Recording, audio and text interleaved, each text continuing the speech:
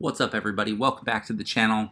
Thanks for joining me today. I want to talk a little bit about Apple and Tesla, two very different companies, but very popular companies in the stock market.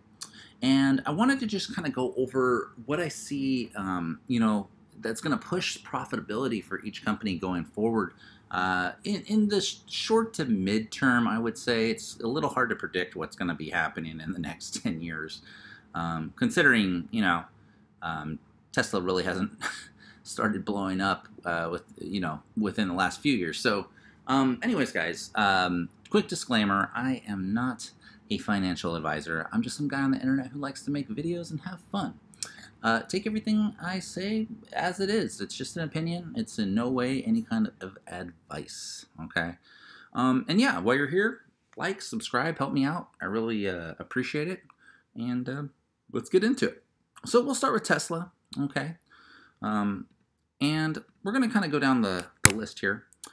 So first thing I wanted to talk about, the California and European country gas ban on new vehicle sales, right? So in case you have been living under a rock or you weren't aware, in 2035, California is looking to ban the sale of all new cars that are gas powered. So if you came to California and it was 2035 and you wanted to buy a new car, when that year hits, the vehicles that are going to be at dealerships are all going to be electric vehicles. They're mandated to be that. So you won't be able to buy new electric vehicles. Maybe there will be some used gas vehicles still, but anything new, brand new model year is going to be electric only. Okay. So California, they've got the attention recently, but this is actually something European countries are already on target to do. I know there's some that are going to be happening in the 2020s, the 2030s, and then even as far out as the 2040s.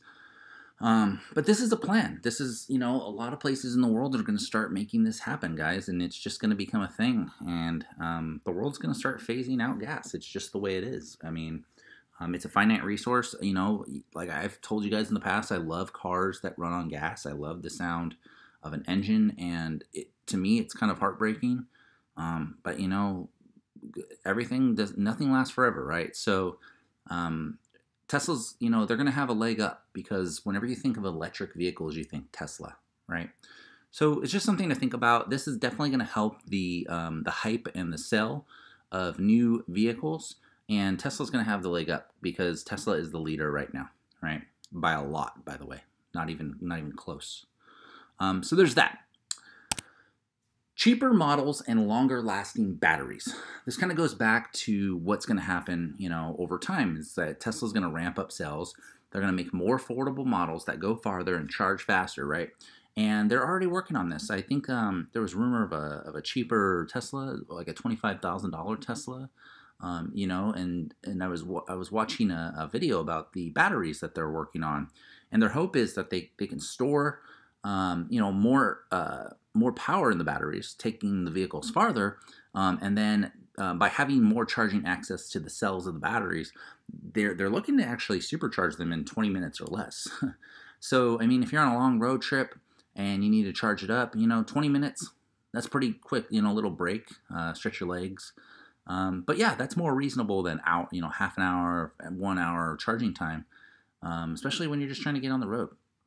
So I think this, with the combination of the gas ban, will actually go a long way in really pushing Tesla's vision forward, and to have a world where there's just more cars on the road that are electric and being charged off the grid. Now, this doesn't. One thing we do have to consider is the grid, right? The power grid is going to have to be able to, help, and we do have some time to build that up, which leads me to the next thing. Energy storage and collection, right? I think people forget that Tesla is not a car company, guys. Tesla is an energy company, and they always have been. And they have things like their solar roofs, right? Their Tesla solar roof, and they sell solar panels, and they have the batteries where you can collect power. And I think a combination of everybody just having access to this stuff for cheap and just this stuff being all over neighborhoods is really going to amp up the ability to power your cars without really having to rely on the electrical grid as much. Having the Tesla batteries, having the solar roof, having these things that are designed to work in unison is really going to amp Tesla's ability up to make a bigger profit, because you buy the car, you want to buy the support network. I have a buddy who has the battery at home, and he also has the car, so he stores power that way. And I think they have the solar panels on the roof. I don't know if they're Tesla solar panels, but basically it all feeds into the battery, and he just uses that. He doesn't really pay for any gas. But luckily, I mean, even if he did at work, we have chargers. But, that's neither here nor there. So this is just kind of the things that I see for Tesla going forward. They're going to have a huge opportunity to take over the vehicle market. I really think they're just going to shoot up because of, the bans on the gas-powered vehicles, making cheaper models with batteries that last longer and charge quicker, and just the ability to store and collect energy at your house. So even cars from other companies don't have this. Tesla's going to have a leg up. And so that's the Tesla analysis. I think these things are going to push them through the roof over the next decade. But yeah, let's move to Apple. I have a fond spot for Apple. I invest heavily in Apple. It's the major part of my portfolio is Apple. So yeah, let's get into it. So first things first, the online and brick and mortar stores in India, right? So I think I talked about this in a previous video. Apple's going to have the ability to penetrate a new market, right? And a big one at that, right? When you think about how many people are in this area of the world, Apple's going to have just more opportunity to push more products. And this doesn't even include just iPhones. I'm talking about iPads and Macs and, services. I mean, there's so much opportunity here just to make more money. And it's just insane to think about. But, if anybody can push products, it's Apple, man. They're the masters of it. I don't think anybody does it any better, So that's something to be excited about. It's just an entirely new market. It's more market penetration in the world. And, like I said, this is the company that does it best.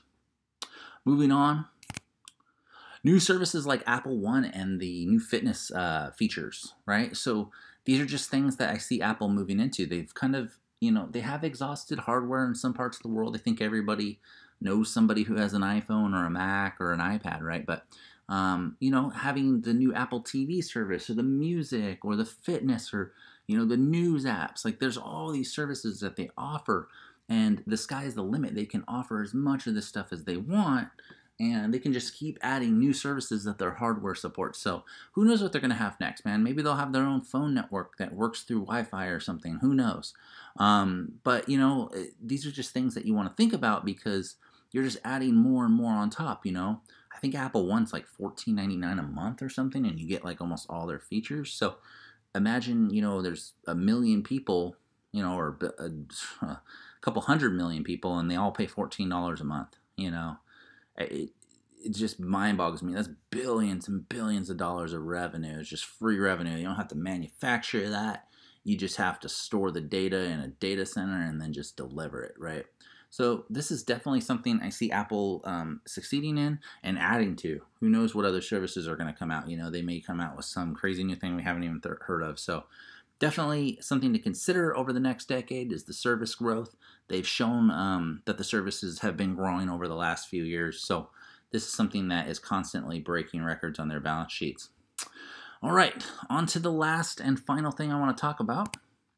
The new iPhone 5G model, right? So I'm pretty sure there's an event right around the corner. I mean, Apple's, they usually do their events this time around of the year. But, this isn't, I'm not just talking about this iPhone. I mean, I'm talking about any iPhone on the new 5G networks, right? So they're going to have so much more capabilities and things that they can do because the faster internet speeds, right?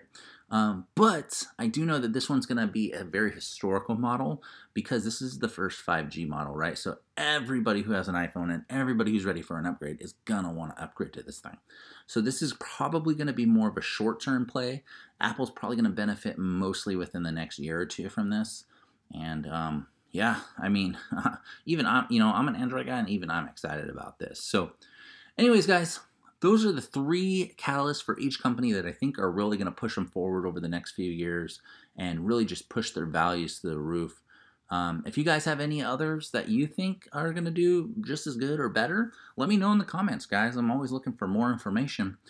But yeah, that was the video, guys. I really appreciate when you stop by. Like I said, don't forget to like, subscribe, hit the notification bell for more video updates. And yeah, I'll see you guys in the next one. Peace.